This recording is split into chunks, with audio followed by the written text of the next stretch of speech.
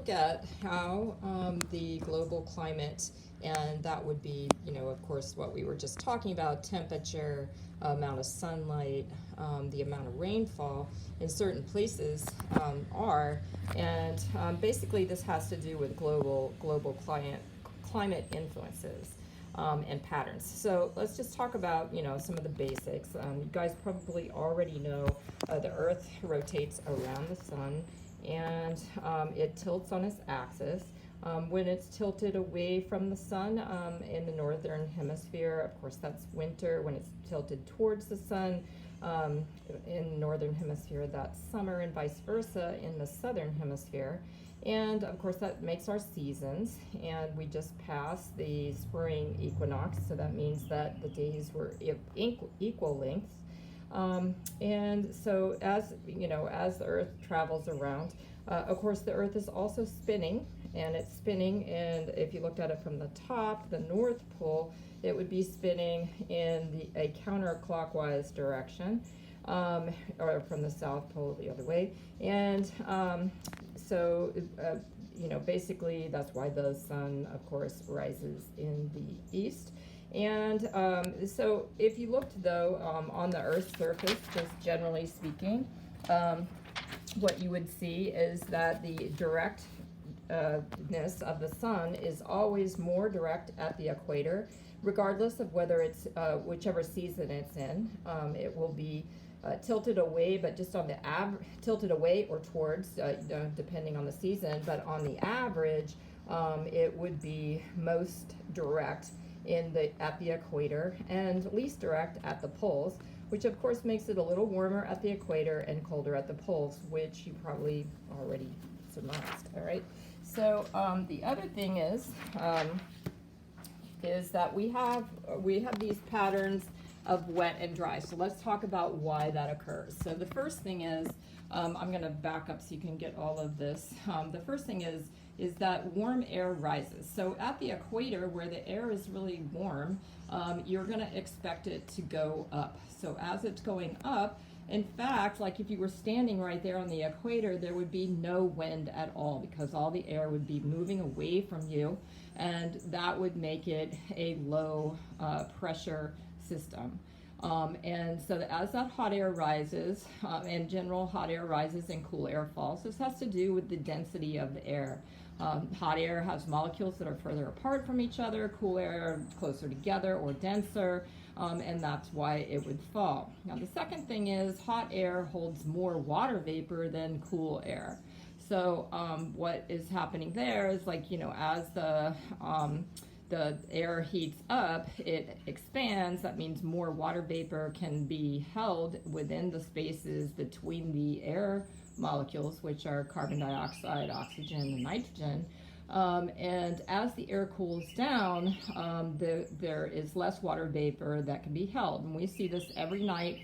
As the air cools down, the water comes out of the air and condenses on things like your roof, your car, grass, plants, etc. And you probably have seen that before, especially around here, because we're almost near 100% humidity, or over 100% humidity at night. All right, and as the hot air rises, it will generally, as it gets further and further away from the Earth's surface, it will expand. So, and that's because there's less gravity holding it. And as it expands, it's then going to cool, and it will fall back down. So it turns out that it makes this what they call a Hadley cell, where it will rise at the equator, and then it will fall back down at 30 degrees north and south.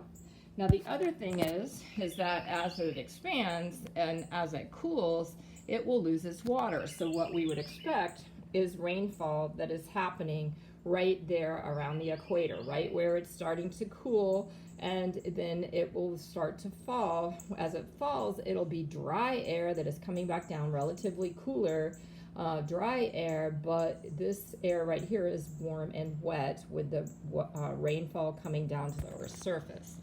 Now if you look on the Earth's surface, the air masses, so this air is coming away from the Earth's surface and down, so it's coming down. But because the Earth is spinning in this rotation, it's going to pull the air masses this way, okay, right here at the equator, okay? Same thing down here, it's going this way, it's going to pull the air masses that way. So these are called, they're coming, these are called the trade winds, and from here the winds are named after the direction they come from. So these are coming from the north and the east, so these are the northeast trades, and then these are the southeast trades, okay? Now in this next little area up here, the winds, because they are coming down here, also pulls air masses down, and there's another Hadley cell going up at 60 degrees and down at 30 degrees still. So the air masses are moving this way, so the overall air masses are in this direction. These are called westerlies. And it's happening down here too. The westerlies are also occurring. Now put together, what happens is you have the air masses going this way and that way, this way and that way, and it will make a clockwise circulation of air in the northern hemisphere. This is going to influence ocean currents and air currents that are close to the land masses. Likewise, it's the opposite. Down here, it's in a counterclockwise direction. Now, this is not Coriolis effect. Coriolis effect is because of the Earth's rotation, so it's a different thing than the Coriolis effect. Now, what this is going to do is set up patterns of wet and dry on the Earth's surface. So where it's raining, so where it's the most wet, which is right here, that is going to be right here around 0 degrees. That's going to be a wet air mass. 30 degrees is going to be dry. All right. And because at 60 degrees you have another upward rotation, you're going to have it wet. But of course, this is colder, so a lot of times it will be snow. So it doesn't act like extra water. Instead, it's frozen water, unless you are near the coastline, which is why you would see terrestrial biomes mostly near the coastline in those regions. Okay, so here's in your book they have it drawn out. The Hadley cell here is what it's called. All right. Now this is showing you overall the oceanic currents and the air masses, and in general they don't have it real clear right here. But if you think of Florida, here I'll draw it. If you think of Florida, sorry about the movement here. So here's Florida. Okay. And right near Florida, of course, because this is moving from the south to the north, that is a clockwise direction all the way north to Europe, we're going to have currents that are coming next to Florida that are moving up, and that's called the Gulf Stream, and you've probably heard of that before. All right. So, and that is happening there. It's also happening in the Pacific Ocean.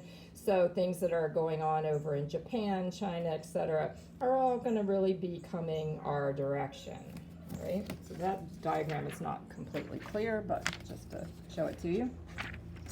Okay, some other things that influence climate, okay, I'm trying to see, is mountains and, you know, of course, being near the coastline.